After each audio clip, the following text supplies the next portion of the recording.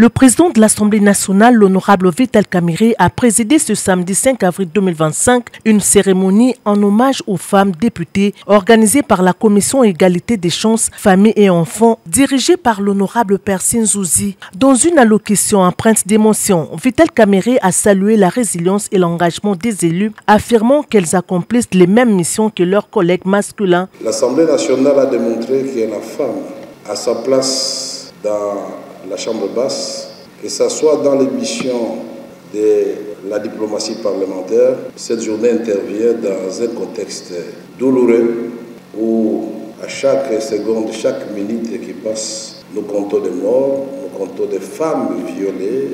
C'est la femme et l'enfant qui sont les premières victimes de cette guerre d'agression que nous condamnons encore une fois avec fermeté.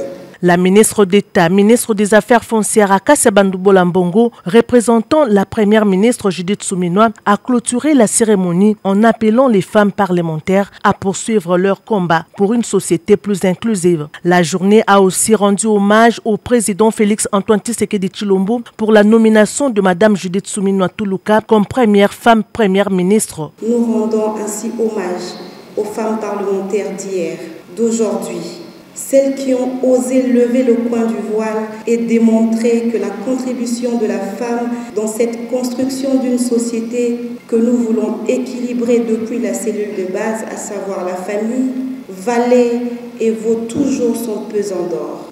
Aujourd'hui, nous mettons donc à l'honneur ces femmes qui, par leur engagement politique et leur vision, ont contribué à écrire des pages majeures de notre histoire. Des distinctions ont été décernées à des figures emblématiques telles que Madame Philomène Omatoukou, première femme présidente de l'Assemblée nationale de la RDC. J'ai toujours dit pour la jeunesse féminine et la femme de ne pas être lettrée, d'être intellectuelle. Intellectuelle, c'est-à-dire nous luttons contre la procrastination, que le temps soit notre allié.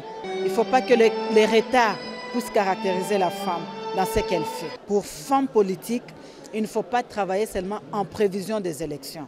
On doit travailler en prévision des services rendus. Les recommandations phares sont la parité effective, le leadership féminin, le mentorat, la lutte contre les discriminations et l'équité dans l'exercice parlementaire.